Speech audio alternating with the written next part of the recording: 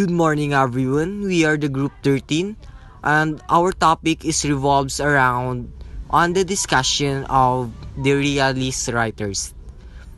So let us start. I'm Christian Philip Solitubil from the Bachelor of Secondary Education major in English at third year student. And for our learning objectives, at the end of the lesson, the student should be able to evaluate and differentiate the distinctive literary styles employed by different writers and their contributions, appreciate the importance of the realist writers in American literature, draw a connection and distinction between the literary contribution of different writers by making a reflection to it. So first, we have the first realist writers, Samuel Clemens, 1835 to 1910. So Samuel Clemens, better known by his pen name of Mark Twain, grew up in the Mississippi River frontier town of Hannibal, Missouri. Ernest Hemingway's famous statement that all of the American literature comes from the one great book, Twain's Adventure of Huckleberry Finn, indicates this author's towering place in the tradition. So Twain's style is vigorous, realistic, colonial American approach gave American writers a new appreciation of their national voice. So it means Samuel Langhorne Clemens, better known by his pen name, Mark Twain, so was an American author and a humorist born on November 13, 1835 in Florida, Missouri. So he is best known for his novels, The Adventure of Tom Sawyer, and its sequel, Adventures of Huckleberry Finn. Okay? So which are often considered among the greatest American novels. So it means these two novels that novels wrote by Samuel Clemens are also known as Mark Twain. So this is considered a greatest American novels. So Mark Twain grew up along the Mississippi River in the town of Hannibal, Missouri, an experience that would later influence many of his works. He began his career as a printer and later worked as a riverboat pilot on the Mississippi River. However, the outbreak of the American Civil War disrupted river traffic, prompting Twain to turn to journalism. So Twain achieved widespread acclaim for his humorous and insightful writing. He used satire and wit to comment on the social issue of his time, including racism, inequality, and injustice. The Adventures of Huckleberry Finn is particularly notable for its exploration of these themes and its portrayal of the Deep South. So, the novel, The Adventures of, let us talk about the novel or The Adventures of Huckleberry Finn. So Huckleberry Finn was inspired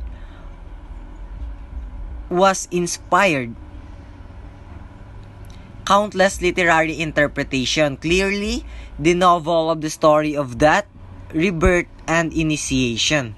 So the escaped slave Jim becomes a father figure for Huck in deciding to save Jim. So Huck grows morally beyond the bounds of his slave-owning society. So it is Jim's adventures that initiate Huck into the complexity of human nature and give him moral courage.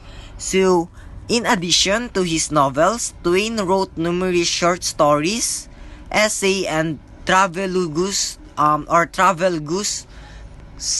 Some of his other well-known works include The Prince and the Pauper, A Connecticut Yankee in King's Outer Court, and the celebrated Jumping Frog of Calaveras Country.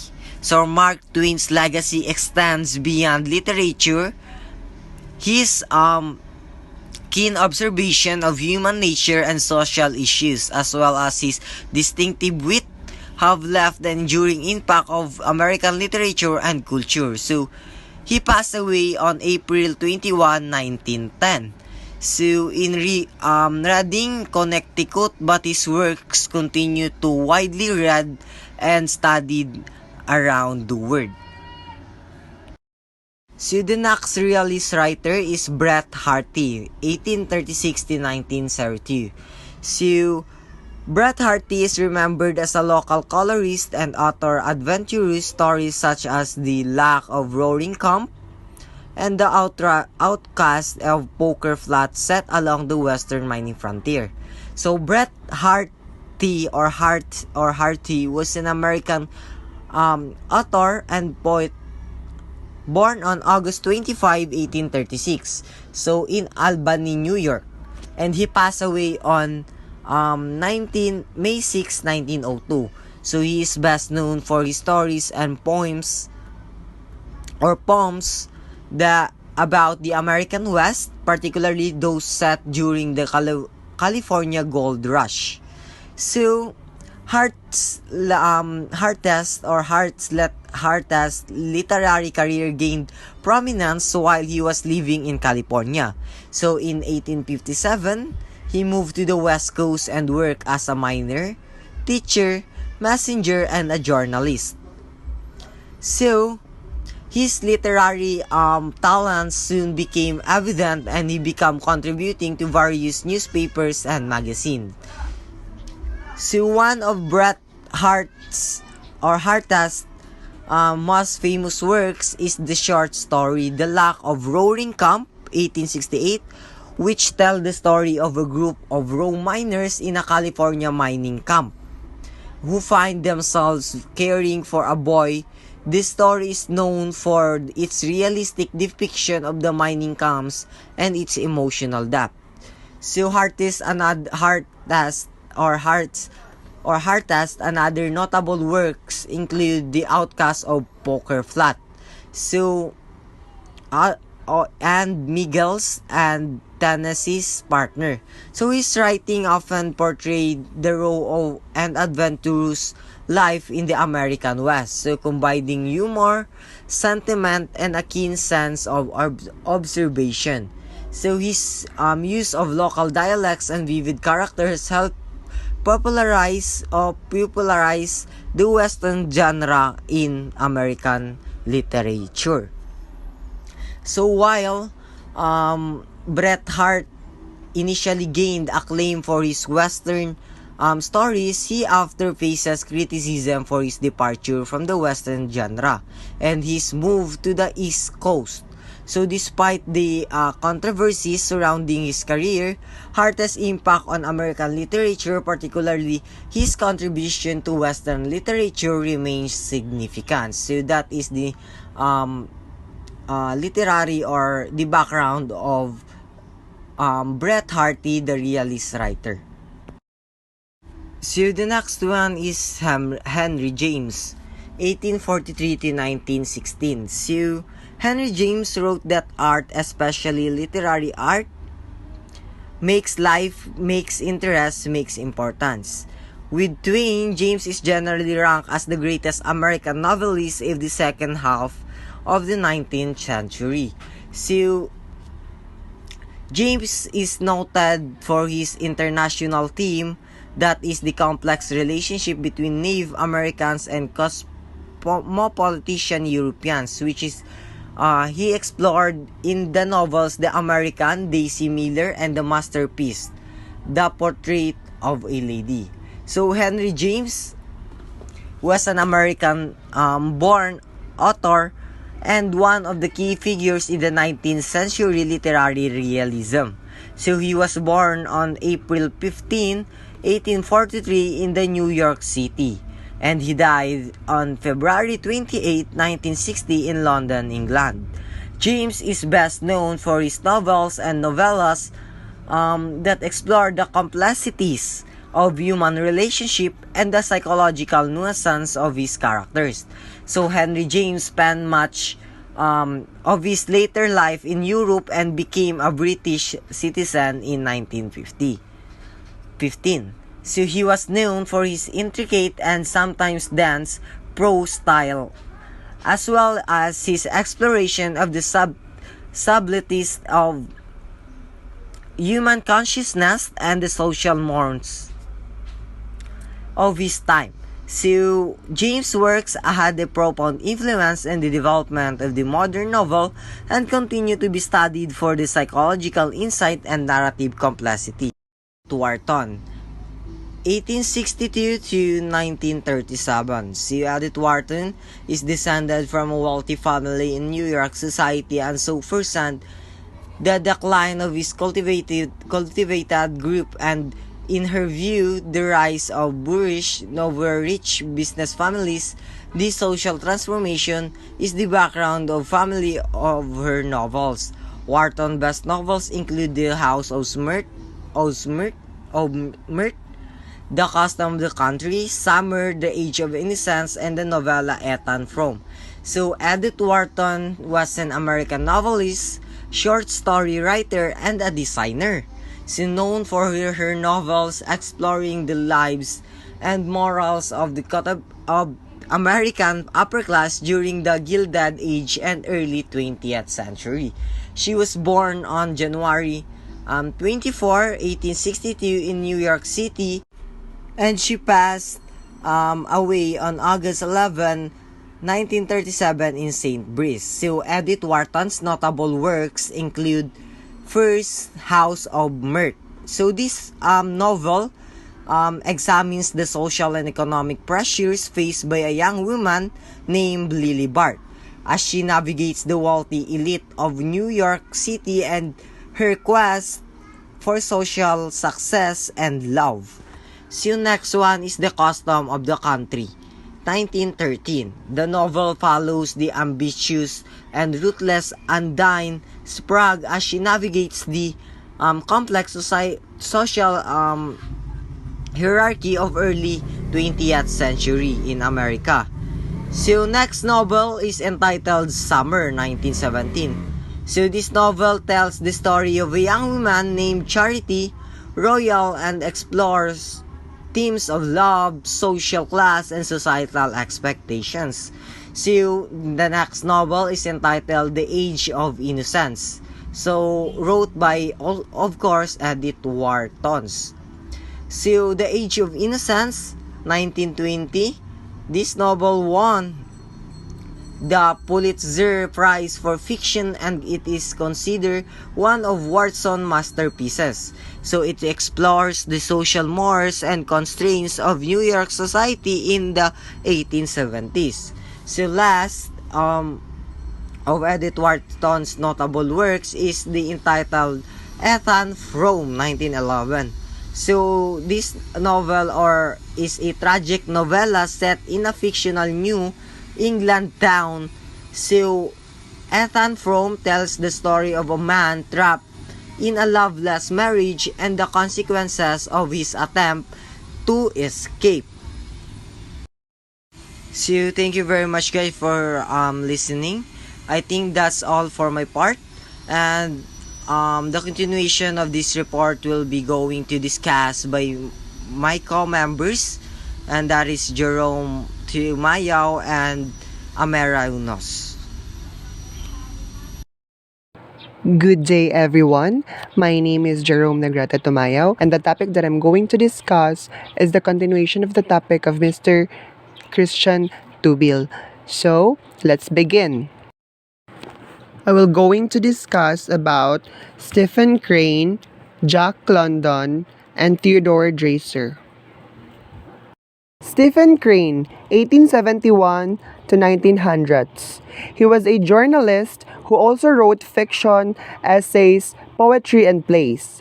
Crane saw life at its rawest, in slums and battlefields. His short stories like The Open Boat, The Blue Hotel, and The Bride Comes to Yellow Sky exemplify such realism. He wrote a haunting Civil War novel, The Red Badge of Courage, which explores the psychological turmoil of a self-confessed coward. Crane's Maggie, a girl of the streets, is one of the best naturalistic American novels. It is the harrowing story of a poor, sensitive young girl whose alcoholic parents utterly fail her. So, Stephen Crane was a multi-talented writer who worked as a journalist and also dabbled in various forms of literature such as fiction, essays, poetry, and plays. He had a first-hand experience of the rawness of life, witnessing it in slums and on battlefields. Some of his notable short stories, including The Open Boat, The Blue Hotel, and The Bride Comes Yellow Sky, are renowned for their realistic portrayal of life. One of Crane's most famous works is the haunting Civil War novel entitled The Red Badge of Courage. This novel delves into a psychological turmoil of a self confessed coward, exploring the complexities of fear, courage, and redemption in the context of war. Another significant work by Crane is Maggie, a girl of the streets, which is considered one of the finest examples of naturalistic American novels. The story revolves around a poor and sensitive young girl who is failed by her alcoholic parents. Desperate to escape her violent home life, she falls in love and allows herself to seduce by a young man who eventually abandons her. Rejected by her self-righteous mother, Maggie turns to prostitution as a means of survival but tragically succumbs to despair and takes her own life. This novel portrays the harsh realities faced by individuals in impoverished and challenging circumstances. So that's all for Stephen Kane. Let's proceed to Jack London. Jack London, 1876 to 1916. He is a naturalist who set his collection of stories, The Son of the Wolf, in the Klondike region of Alaska and the Canadian Yukon. His bestsellers, The Call of the Wild and The Sea Wolf, made him the highest paid writers in the United States of his time. So, Jack London was a prominent naturalist writer who gained recognition for his collection of stories titled The Son of the Wolf. These stories are set in the Klondike region of Alaska and the Canadian Yukon, showcasing London's fascination with the rugged and unforgiving wilderness. London's novels, The Call of the Wild, and The Sea Wolf, were both highly successful and propelled him to become the highest paid writer in the United States during his time. The Call of the Wild tells the story of a dog named Buck who is taken from his comfortable domestic life and thrust into the harsh world of sled dogging during the Klondike Gold Rush.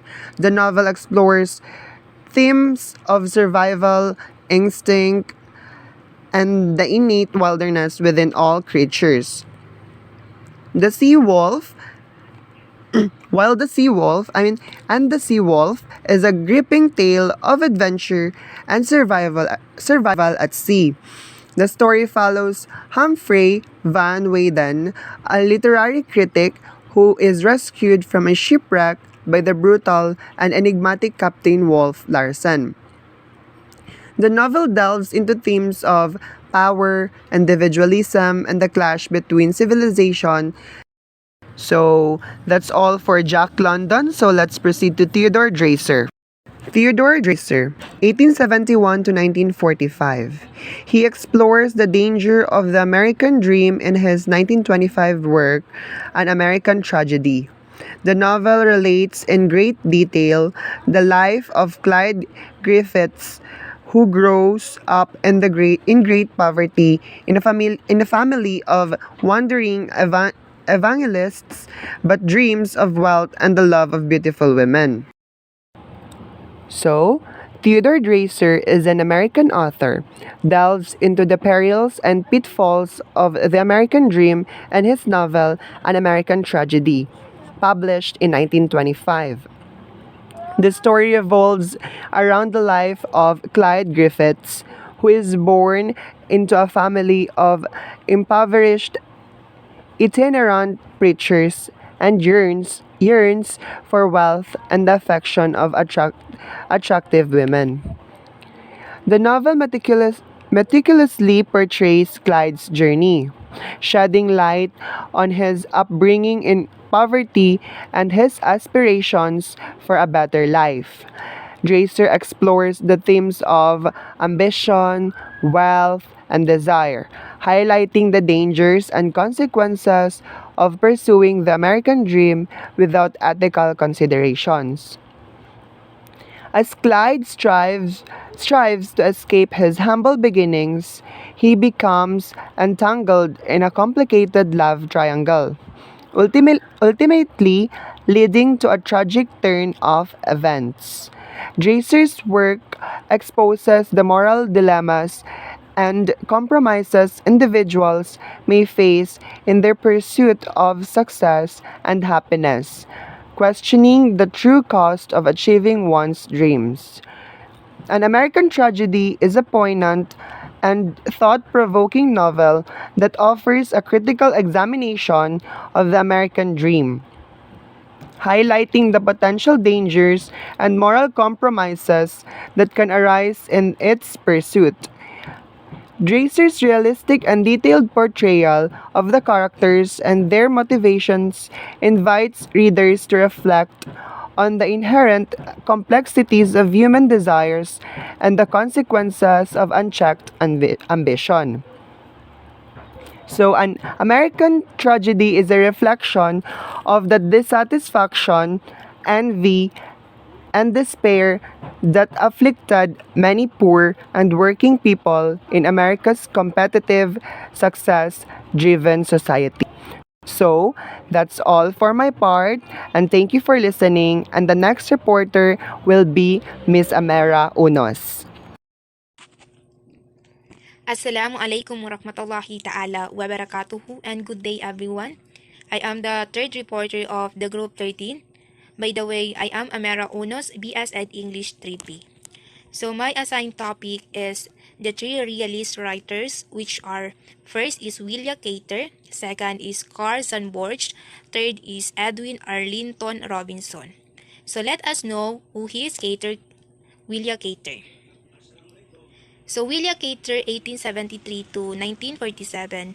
Her full name is Willia Siebert Cater, born on December 7, 1873 to April 24, 1947.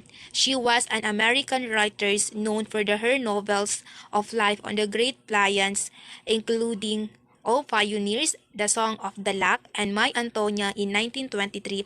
She was awarded the Coolidge Prize for one of ours, a novel set during World War I.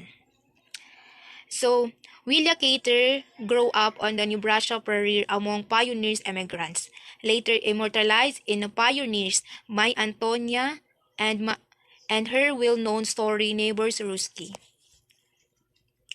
During her lifetime, she became increasingly alienated from the materialism of modern life and wrote of the alternative vision in the American Southeast, Southwest, and in the past. So that comes from the Archbishop evoked the idealism of the two 16th century peace establishing the Catholic Church and the New Mexican desert.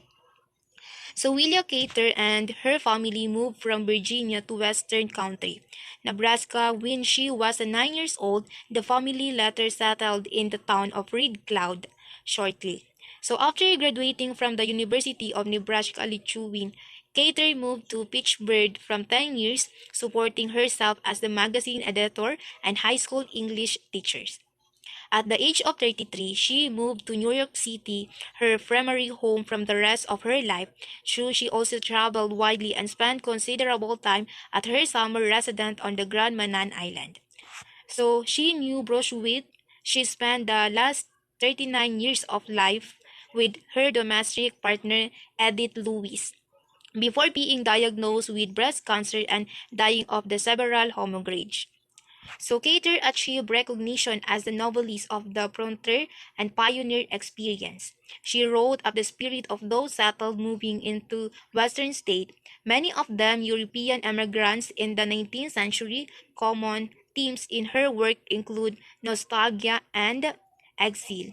A sense of the piece is an important element in cater fiction. Physical, landscape, and domestic process are for cater dynamic presence against with her character struggle and find community. So the next one is Carl Borge, 1873 to 1963. He full name Carl August Sandborg, January 6, 1878 to July 22, 1967. He was an American poet, biographer, journalist, and editor who won three Pulitzer Prize two for his poet and one of his biography of Abraham Lincoln. So, during the life of Sarborge, his lifetime George was widely regarded as a major figure in contemporary literature, especially for volumes of his collective verse, including Chicago Poems, 1916, Cardboard Hearts, 1918, and Smoke and Steel, 1920. He enjoyed the unreverted appeal as a poet in his day, perhaps because the breadth of his experience connected him with so many strands of American life. When he when he died in 1967, President Lyndon B. Johnson observed that Carlos Sanborg was more than the voice of American, more than the poet of his strength and genuine. So, was a poet and historian, biographer, novelist, musician, essayist, but a journalist by profession. Stanford was a latter-day Wealth Whitman, writing expansive, evocative, urban, and patriotic poems and simple, childlike rhyme and ballads. So Carl Sandburg's poem Chicago appealed in the magazine Poetry. Sandburg used strong, simple language. The poem aroused criticism because of the such praise as hog butcher from the word, but it later became his most famous piece. Gradually recognized as the new voice in American literature, he became one of the most beloved American poets. His complete poems in 1950 won the Pulitzer Prize for Poetry in 1951. So his nonfiction books, Abraham Lincoln, The Warriors, was awarded the Pulitzer Prize for History in 1940. So he is one of the defining voice of 20th century literature and one of the most prominent American writers in history. He began his writer career as a teenager when he took a job as a journalist for the Chicago Daily News. He also worked as an organizer for the Social Party of America until 1912. He continued to edit and write poetry for numerous periodicals and published a two-part biography of Abraham Lincoln in 1926. Lastly is Edwin Arlington Robinson, 1969 to 1935. So Edwin Arlington was born on December 22, 1869. So Edwin Arlington, the best U.S. poet of the late 19th century, unlike Master Robinson, uses traditional metrics. Some of the best known of Robinson's dramatic monologues are Look Harvage about the Forsaken Love, Medieval Chivalry as a portrait of romantic dreamer. So Edward is head-tied mind, although he was one of the most prolific American poets of the early 20th century, and his collective poems 1921 won the first Pulitzer Prize ever awarded to poetry. He is remembered now for a few short poems. Robinson was devoted to his art and led a solitarily, often makeshift exercise. So he published virtually nothing during his long career except poetry, like Amy Lovell, a contemporary of Robinson, declared in the New York Times Book Review. So Edwin Arlington Robinson is poetry. I can think of no others living, right, who has so consistently dedicated his life to his work. in books such as The Tolerant and The Night Before. 1896, reprinted 1996, Captain Cade, 1902-1915, The Man Against the Sky, The King Chopper, 1935, and particularly through the well-known Tilbury Tone Circle. Robinson established a recognizable set of traumatic and technical concern, themes of personal failure, artistic evacuate materials, and the inevitability of the change characterize much of his work, according to scholar Robert Gilbert Welty, who commits this suicide. So this is the end of my topic. So thank you for watching.